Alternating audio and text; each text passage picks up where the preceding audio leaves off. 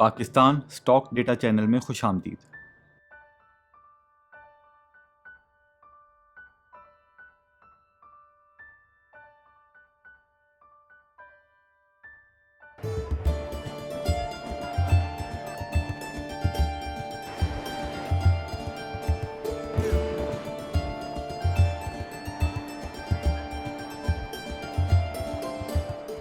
ATRL ने अपना ये फाइनेंशियल स्टेटमेंट्स एनुअल पब्लिश किए, तो इस पे हमने वैसे ही देख लिया प्राइसिंग फार्मूला को दोबारा ना, वही जो हमने अगर तो ये अपडेट उनके लिए है जिन्होंने हमारी पिछली ATRL की वीडियो देखी है, बेहतर उन्हीं को समझ आएगा। लेकिन फिर भी हम जिन्होंने वो वीडियो नहीं देखी उनको समझाने के लिए बता देते हैं कि रिफाइनरीज का कुछ हुकूमत के साथ एग्रीमेंट था 2001 में हुआ था, जिसके मुताबिक वो जो 2001 का जुलाई में उनका पेड अप कैपिटल था उसके 50% से ज़्यादा पे आउट नहीं दे सकते, जो कोई अटक रिफाइनरी के केस में डेढ़ रुपये शायद बनता है।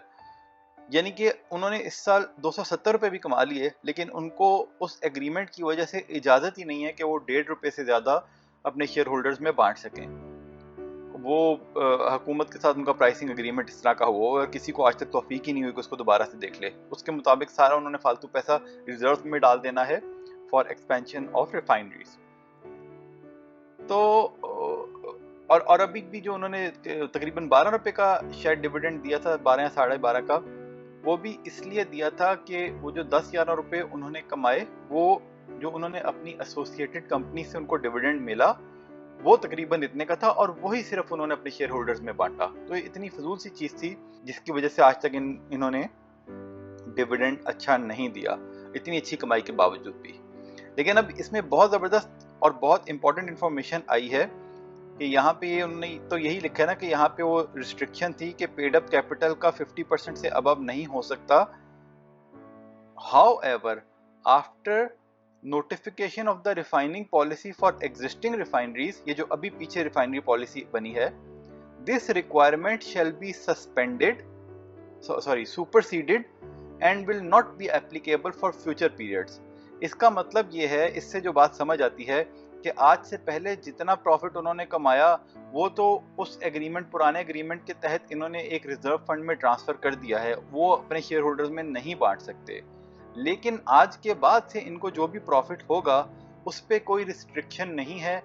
अगर ये चाहें तो ज्यादा डिविडेंड अपने शेयर होल्डर्स में तकसीम कर सकते हैं। हो सकता है यही एक वजह हो जिसकी वजह से ATRL में भी आज तेजी रही, और ये एक बहुत ही अच्छी न्यूज़ है हमारे मुताबिक। हमने ATRL को अपनी वॉच लिस्ट में से क्या, अपनी पोर्टफोलियो में से निकाल दिया था, लेकिन अब हम उसको दोबारा शामिल करने का सोच रहे हैं। बल्कि 200-400 शेयर्स तो हमने आज खरीदे भी, लेकिन हम इसको अपने पोर्टफोलियो में स्लोली एंड ग्रेजुअली बिल्ड करने का सोच रहे हैं। अच्छा, ये ज़रूरी नहीं है कि इस रिस्ट्रिक्शन के हट जाने के बाद भी ये कंपनी ज़्यादा डिविडेंड देना शुरू कर दे, लेकिन क्योंकि अटक ग्रुप एक ऐसी कंपनी है जो अपने दूसरे शेयर्स में, आपने देखा होगा, POL में बहुत अच्छा डिविडेंड देते हैं, APL में उतना अच्छा डिविडेंड नहीं है लेकिन फिर भी मुनासिब डिविडेंड है, तो देयर इज़ अ पॉसिबिलिटी कि ये अगर इनकी कमाई ऐसी होती रहती है तो ये अपने डिविडेंड को यहाँ से थोड़ा सा बढ़ा लें। अब ये पता नहीं इनको पॉलिसी रिफाइनरी एक्सपेंशन प्रोजेक्ट के लिए कितने पैसे चाहिए। अगर उनको बहुत ज़्यादा पैसे चाहिए जो रिजर्व्स में पड़े हैं, उससे भी ज़्यादा चाहिए, फिर तो हो सकता है वो डिविडेंड अभी ना बढ़ाएं।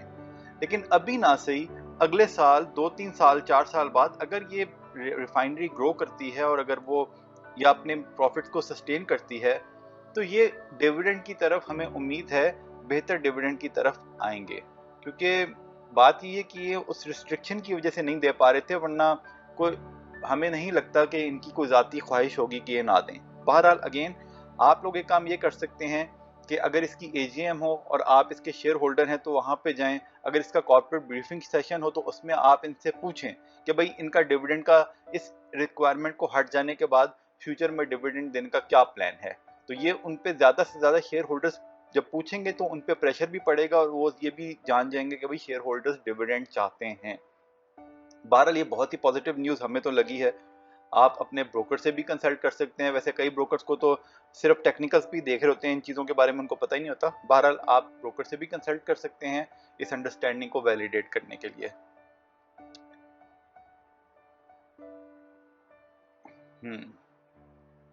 बल्कि अगर हम देखें डिविडेंड लिख के सर्च करते हैं, हमें लगता है एक जगह पे इन्होंने मेंशन भी किया था।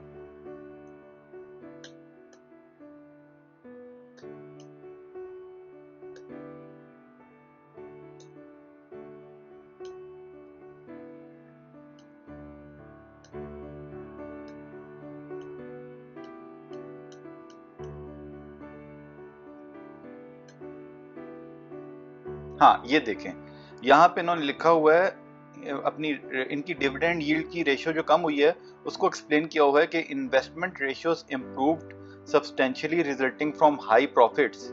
Decline in the dividend payout ratio was due to the capping on distribution of dividend from refinery operations।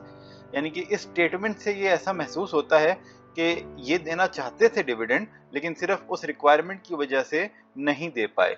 तो हो सकता है फ्यूचर में ये बेहतर डिविडेंड दें। और इनकी ईपीएस आप देख ही चुके हैं,